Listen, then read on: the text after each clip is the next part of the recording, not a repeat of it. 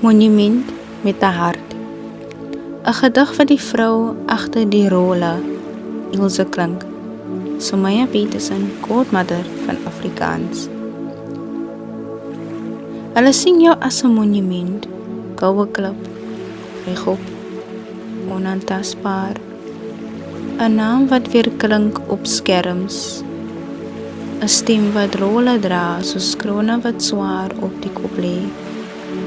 Maar min sien hoe jy na die kamera stil word, hoe jou skouers sak wanneer die ligte afgaan en jou siel eers dan asemhaal.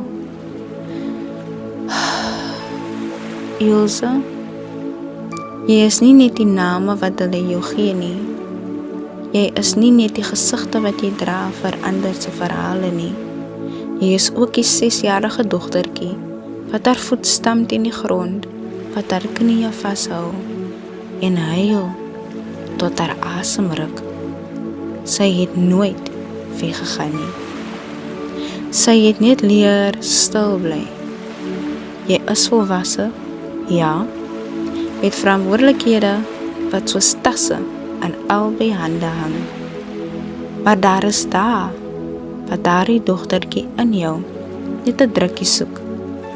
Nie 'n applous nie, nie 'n rol nie, net arms wat sê, ek sien jou. Jy is iemand se baba, iemand wat nog verlang na haar pa se nat soen teen haar wang, na haar ma se hande wat stof afklop en sê, dis reg my kind, jy's veilig. Daar is daar wat jy te diep ingaan, TV-rolle wat jou sluk, name wat harder klink as jou eie en mense vergeet, jy is Ilse, net Ilse. Met 'n hart wat moeg word, met trane wat soms onverwags val wanneer niemand kyk nie. En dis reg, dis mens. Kom lê nou, nie op 'n verhoog nie, nie in 'n storie nie. Kom lê hier, op my dokter se bed van 'n gedig. Laat my versreëls jou ekstrale wees, wat deur die laag kyk tot by die plekke wat jy lankal probeer wegsteek. Laat my metafore balsem wees vir knesplekke wat niemand gesien het nie. Elke reël is drukkie. Elke strofe sê, jy hoef nie sterk te wees vandag nie. Hier mag jy huil, sonder verduideliking. Hier mag jy moeg wees sonder skuld. Hier word jy nie onthou vir wat jy doen nie, maar erken vir wie jy is. En as jy wonder hoe iemand jou so kan ken, hoe iemand so kan skryf, dan fluister die antwoord sag.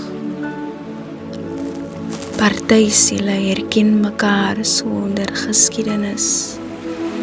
Party wonde praat dieselfde taal.